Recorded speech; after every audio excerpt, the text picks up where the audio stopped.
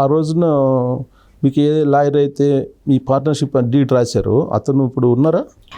Maybe ఉండొచ్చండి, ఎందుకంటే 10 ఏళ్ళు అట్లా అయిపోయింది కదా. సో అదైతే లీగల్గా ఉంది కదా. సో ఎవరు అక్కడైతే లీగల్గా లాయర్ అటాచ్ చేసినా లీగల్గానే వర్తిస్తుంది న్యూజిలాండ్ కంట్రీలో. న్యూజిలాండ్ కంట్రీలో అంతా ఎట్లా ఉంటుందంటే మాట మీదనే, ఇప్పుడు మనకి ఇక్కడ మాట మీద చెల్లుతుందా అని అనుకుంటాం, కానీ అక్కడ మాట మీద చెల్లుతుందండి. సో అట్లాంటిది ఒక పేపర్ మీద పెట్టింది ఎందుకు చెల్లకుండా ఉంటుంది? ఖచ్చితంగా చెల్లుతుంది అక్కడ. మరి మీరు ఫోర్జరీ చేశారు సంతకాలు అనేది ఎప్పుడు తెలుసుకున్నారు? ఇక్కడ ఏమైందంటే తర్వాత మా మదరు కొన్ని ప్రాబ్లమ్స్లో వాడి అకౌంట్స్లో నుంచి, కంపెనీ అకౌంట్స్ నుంచి డబ్బులు అటు ఇటు పంపించడం ఇవన్నీ జరుగుతుంది. మా మదర్ ఇంట్లోనే ఉంటారు కాబట్టి ఆవిడకి తెలిసింది. సో మాకు ఇంకా పంచలేదు, నువ్వు త్రూ ఏదో చేస్తున్నావు, అటు ఇటు అకౌంట్ తారుమార్లు అవుతున్నాయి కాబట్టి మీరు తెంచేసుకోండి, సో క్లియర్ కట్ చేసుకోండి, నీది పెళ్ళైపోయింది, సెకండ్ మ్యారేజ్ కూడా, నీది నువ్వు చూసుకో, వాళ్ళకి ఇచ్చేసాయి అని చెప్పారు.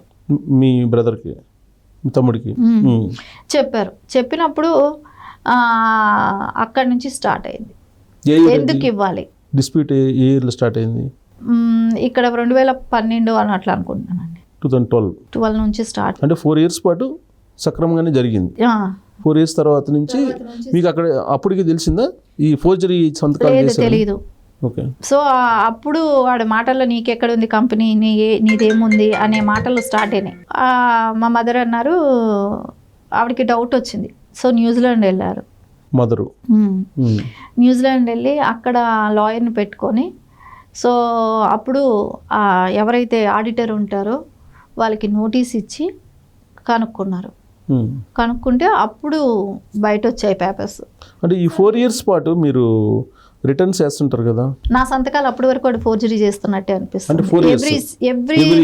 ఎవ్రీ 6 months కి బోర్డ్ మీటింగ్ ఉంటుంది కదా, ఎవ్రీ 6 months కి వాడు ఎవ్రీ 3 months 6 months ఉంటుందంట అక్కడ. సో ఆ ప్రతిసారి వీడే నా సంతకాలు పెట్టేస్తా వచ్చాడు. మరి ఈ 4 years పాటు మీరు అనుమానించలేదా? నాకైతే నిజంగా అంత అవగాహన లేదండి అప్పుడు. సో మా హస్బెండ్ ఏమో ఫుల్ బిజీగా ఉంటారు సినిమాల్లో. సో వీడు ఏదో చేస్తున్నాడు, ఎక్కడికి పోతుంది అని ఆయనకు ఒక నమ్మకం. నాకేమో ఒక పక్క ఒక హౌస్ వైఫ్గా ఉండటం, పిల్లలు, ఇల్లు, వీళ్ళకి మా మదర్ వాళ్ళకి ఏమైనా కావాలా, అంటే సొంత తమ్ముడు ఏం చేస్తాడు అనేది ఒకటి ఎవ్వరూ పట్టించుకోలేదండి. సో వాడు ఏదో చేస్తున్నాడు, ఇస్తాడు, ఆ ఒక్క నమ్మకం తప్ప ఇంకా వేరే ఏం లేదు మాకు. వాడు మోసం చేస్తాడనే థాట్ కూడా లేదు. సో అందుకని మేము పట్టించుకోలేదు. దాని తర్వాత కొద్ది రోజులకి ఇవన్నీ ఏం చేసుకుంటూ వచ్చాడంటే, అక్కడికి వెళ్ళిన తర్వాత మా మదర్కి తెలిసింది ఇలా ఫోర్జరీ జరిగింది అనేది. నా సంతకాలు 2 కంపెనీలు నావి 100 షేర్స్ ఉన్నవన్నీ కూడా. సో మొత్తం ఫోర్జరీ జరిగింది. సో ఫోర్జరీ జరిగిన తర్వాతే తెలిసింది. నన్ను వాడి కంపెనీ మొత్తం వైండప్ చేసేసి, సో మా ఫాదర్ మీదకి ట్రాన్స్ఫర్ చేసుకున్నాడు. ఇప్పుడు 4 years తర్వాతనా? అదే 11 నుంచి 12లో చేసినట్టున్నాడు. 12లో. మరి ఇలా జరిగిందని చెప్పేసి మీరు కంప్లైంట్ చేయలేదా? ఇక్కడ ఇంకొక విషయం అండి, నేను న్యూజిలాండ్ వెళ్తే వాడు జైలు పాలవుతాడు ఒకటి. నేను అక్కడ వరకు వెళ్ళకుండా ఉండటానికి చాలా రకాలు అడిగి చూశాను. నా మీద దాడులు, ఇక్కడ నా కుటుంబం మీద దాడి. సో మా మదర్ ఏం చేశారంటే వీటికన్నిటికీ ఇక్కడ నా ఆస్తులకే కానివ్వండి, నా మీద ఉన్న ఆస్తులకే కానివ్వండి, ఎలాంటి అంటే నా మీద ఆస్తులు ఏంటంటే మా మదర్ దగ్గర నేను కొన్ని పర్చేస్ చేశాను. ఒకటేమో గిఫ్ట్ డీడ్ రాసింది. ఏంటంటే అక్కడ మోసపోయాను, సో నా చేతిలో ఉన్నది ఇదే, నేను ఇంతవరకే న్యాయం చేయగలనని ఒకటేమో గిఫ్ట్ రాసింది. మిగతాదైతే నేను కొనుక్కోవటం జరిగింది ఆవిడ దగ్గర నుంచి. మీ మదర్ పేరు పైన ఉన్నవి, మీ ఫాదర్ పేరు పైన ఉన్నాయి కొన్ని, అవి ఆయన బినామీ రాసేశాడు. అంటే ఈ గొడవలు ఎప్పుడైతే స్టార్ట్ అయ్యాయో వేరే వాళ్ళ మీద ఆస్తులు ట్రాన్స్ఫర్ చేశాడు. అంటే బినామీలని పెట్టుకున్నాడు. సో నా ఆస్తులన్నీ కూడా ఇప్పుడు కోర్టు పరంగా కానివ్వండి, యాక్చువల్లీ నా మీదే ఉన్న ఆస్తులు, నాతోనే ఉన్న ఆస్తులన్నీ కూడా ఈ వైసీపీ గవర్నమెంట్ వచ్చిన తర్వాత ఆక్యుపైలు చేసుకోవటం. ఎందుకంటే మా బ్రదర్కి వైసీపీలో ఉన్న నాయకులతో టచెస్ ఉన్నాయి బాగా, ఇక్కడైనా కూడా. అంటే పార్టీ వైసీపీయా మీ బ్రదర్? వైసీపీ, ఇండియాలో వైసీపీ. ఇప్పుడు అక్కడ న్యూజిలాండ్లో టీడీపీనా? న్యూజిలాండ్లో టీడీపీ కాదండి, అక్కడ వైసీపీ. కాకపోతే అక్కడ ఇది ఉంది కదా, అక్కడ లోకల్ పార్టీల్లో, అక్కడ వాళ్ళ కంట్రీలో ఉన్న పార్టీ నేషనల్ పార్టీలో ఉన్నాడు మొన్నటి వరకు. ఇప్పుడు కూడా దానికి మొన్న ఎంపీగా పోటీ చేశాడు. సో వాడికి ఏంటంటే నేను న్యూజిలాండ్ రాకుండా ఉండటానికి నా మీద అన్ని రకాల కేసులు అండి. ఇంకా ఒక సిస్టర్ అనేది చూడకుండా మదర్ని కూడా వదలలేదు దీనిలో. మదరు, మా హస్బెండ్, ఈవెన్ మా పిల్లల మీద కూడా ఆఖరికి మేము తిరుపతి వెళ్తే మా పిల్లల్ని కూడా వదలకుండా వాళ్ళు తిట్టారనో, పిల్లలు తిట్టారని కేసులు పెట్టించటం అలాంటివి. నా మీద ఏంటంటే నా ఇల్లు నేనే దొంగతనం చేశాను. ఆ ఇంట్లో నా పేరు మీదే ఉంటుంది నా ఇల్లు. నా ఇంట్లో సోఫాలు నేను తీసుకెళ్ళా. అలాంటి కేసులు 3 ఫైల్ చేసి ఉన్నారు.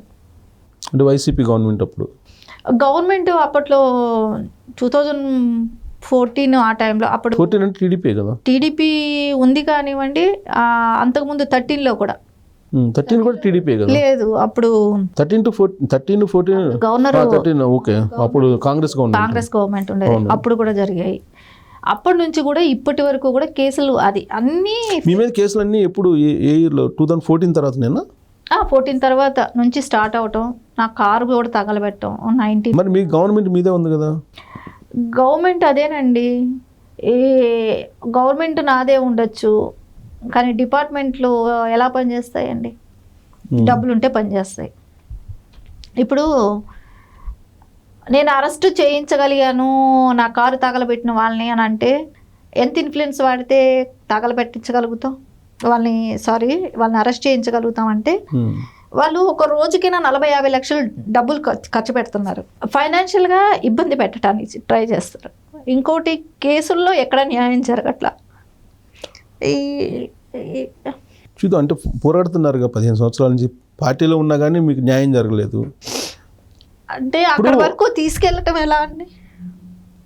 ఇప్పుడు బాబు గారి కన్నా కూడా సమస్య అంటే రాష్ట్ర సమస్యలు చాలా ఉంటాయి. ఒక లీడర్గా అంతే కదా, అంత నా సమస్య అంత ఏమో. ఇప్పుడు ఎక్కడైనా కూడా నాయకులైనా ఎవరైనా కూడా అండి, ఏముంది ఎవరైనా మనం వర్క్ చేసామనేది తెలియకపోవచ్చు, మనం ఎంతైనా కష్టపడవచ్చు, దానికి విలువ ఉంటుందో లేదో కూడా తెలియట్లేదు. ఎందుకంటే హానెస్ట్గా చెప్తున్నాను, అంటే నాకు బాబు గారు అయితే సపోర్ట్ చేశారు. సో దృష్టిలో ఉంది మీ ఇష్యూ అయితే. బాబు గారు సపోర్ట్ చేశారు. బాబు గారు సపోర్ట్ చేయబట్టి మేము ప్రాణాలతో ఉన్నాం. అంతవరకు ఆస్తి లేకపోయినా ప్రాణాలతో ఉన్నాం. అంటే న్యూజిలాండ్లో ఉండి అంత ఇన్ఫ్లుయెన్స్ చేస్తున్నాడా? ఇప్పుడు అతను ఇండియా వచ్చిన తర్వాత మీ కారు తగలబెట్టడం, ఇళ్లలోకి వచ్చి దాడి చేయటం ఇవన్నీ ఎందుకండి? డబ్బు ఇస్తే ఇక్కడ చేసేవాళ్ళు చాలామంది ఉంటారు. డబ్బు ఇస్తే చేసేవాళ్ళు చాలామంది ఉంటారు. డబ్బుతోనే ఏదైనా చేస్తారు. సో ఇప్పుడు బాబు గారు నాకు ఎస్పీలతో చెప్పారు, కలెక్టర్స్కి చెప్పారు. దాని మూలన మా ప్రాణం సేవ్ అవ్వచ్చు, నా ఆస్తులు మటుకు నేను కాపాడుకోలేకపోతున్నా. మమ్మల్ని ఏమీ చేయలేకపోవచ్చు వాడు. దానికి కారణం ఏంటంటే నిజం, బాబు గారు లేకపోతే నాకు బాబు గారు సపోర్ట్ లేకపోతే నన్ను ఎప్పుడో ఏమో చేసేవాళ్ళే, మా ఫ్యామిలీనైనా సరే. ఇవన్నీ ఇప్పుడు గత 5 ఏళ్ళుగా చూస్తే ఇంకా కేసులు పెట్టడం, మళ్ళా రిపీట్, అంటే పిల్లల మీద కూడా కేసులు పెట్టడం, అంటే పిల్లల భవిష్యత్తు పాడు చేయాలని, నా ఆస్తుల్ని కబ్జా చేయటం. ఇప్పుడు డైలీ మీ ఫ్యామిలీని వెంటాడుతున్నాడు అక్కడి నుంచి, న్యూజిలాండ్ నుంచి. నాకే ఫోన్ చేసి లాస్ట్ మంత్ నిన్ను ఎవరు కాపాడతారో చూస్తాను,